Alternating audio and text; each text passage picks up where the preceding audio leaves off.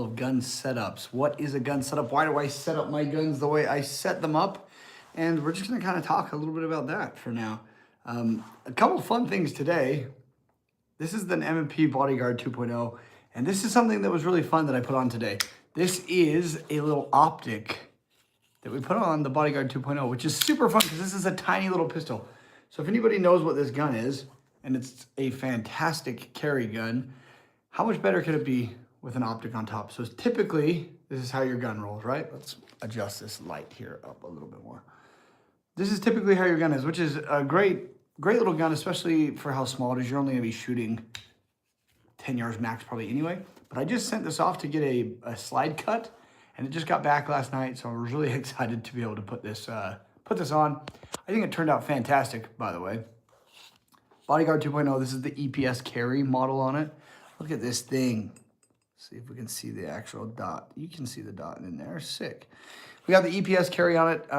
Looks really good. It also comes as a carry comp version. I don't know if you guys have seen that, but your carry comp version is going to be the compensated slide. So if we throw one behind the other, let's do it this way so you can see the slide difference. This has got just a tiny bit more slide. Not much, but a little bit more slide. And it's comped. And guess what? That bad boy got cut as well. So these both just came in the slides. So I was really excited about that. And happy how these turned out.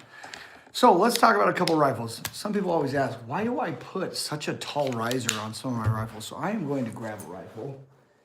Pretty much every rifle here on the wall has a tall riser to it. And we'll see why I do this.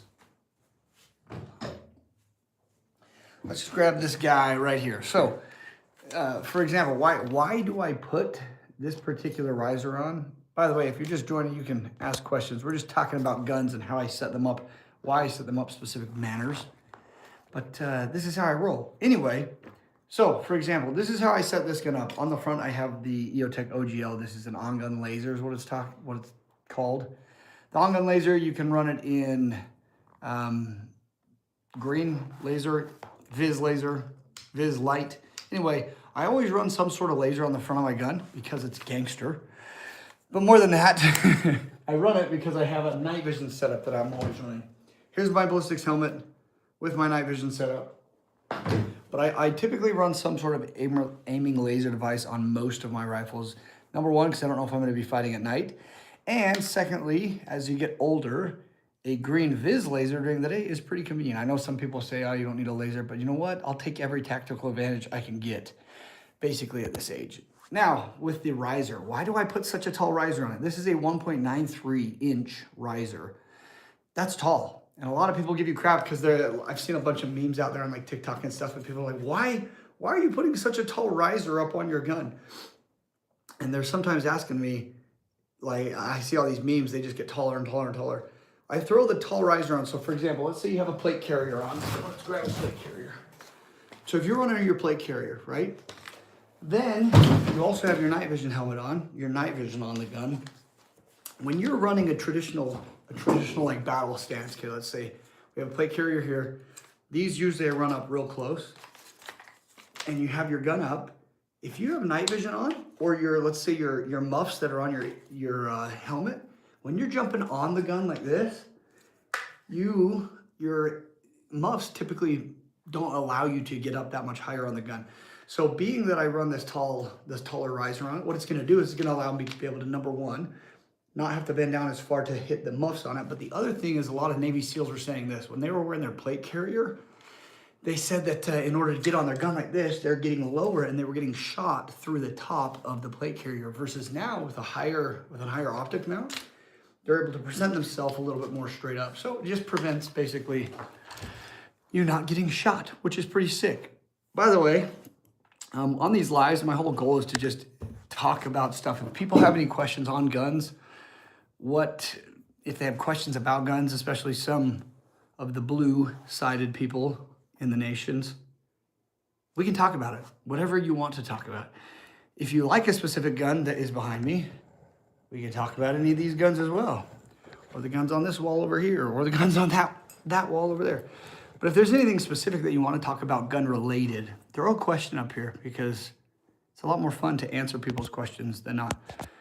I do want to share something about the PS90, which is kind of fun, though. I'll pull that down.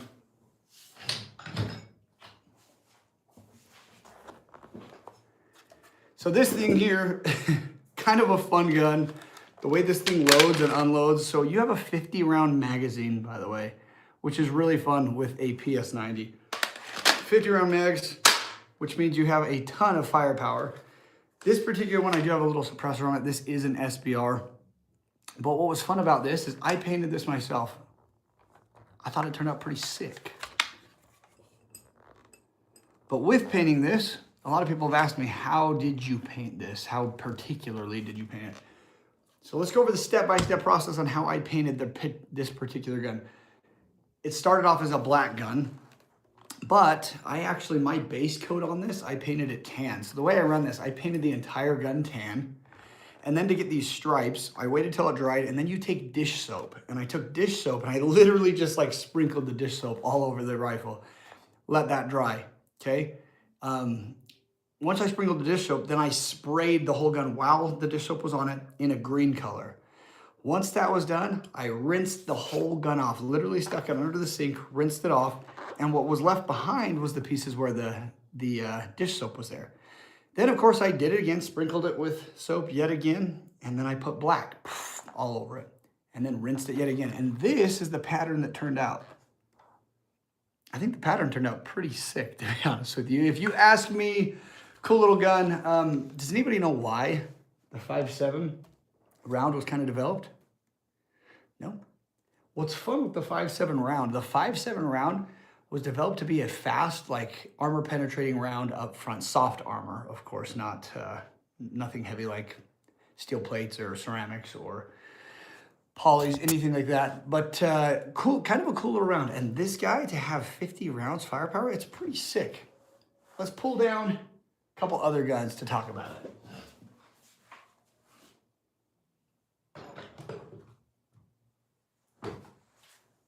Okay.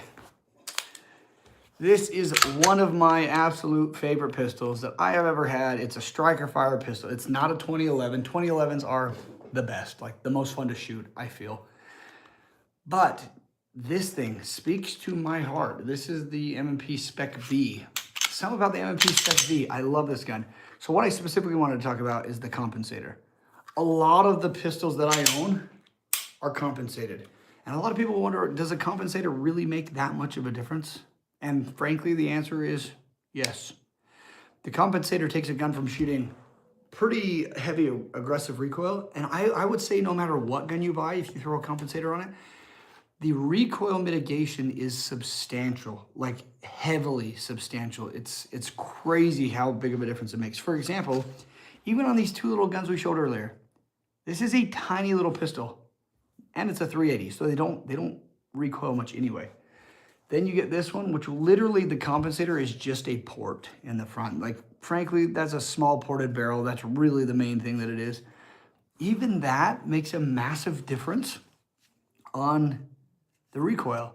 It's a noticeably flatter shooting pistol, a lot softer of a recoil impulse than its little brother.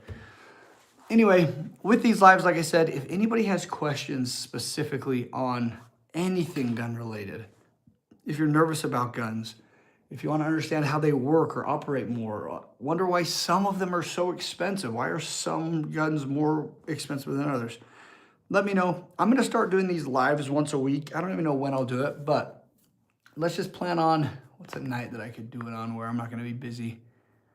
We could probably plan on running these lives like every Friday night. I'll probably start on Friday nights specifically. We'll do it like Friday, 8:30. I'm gonna start running the lives, and again, the lives are specifically for anything gun related. If you wanna know why certain guns cost the way they do, why I run the specific optics that I run, should I run a plate carrier, anything battle related, gun related, I would love to talk about it. And then you let me know. This is Jake's Armory. This channel is gonna turn into mostly gun content, and you let me know.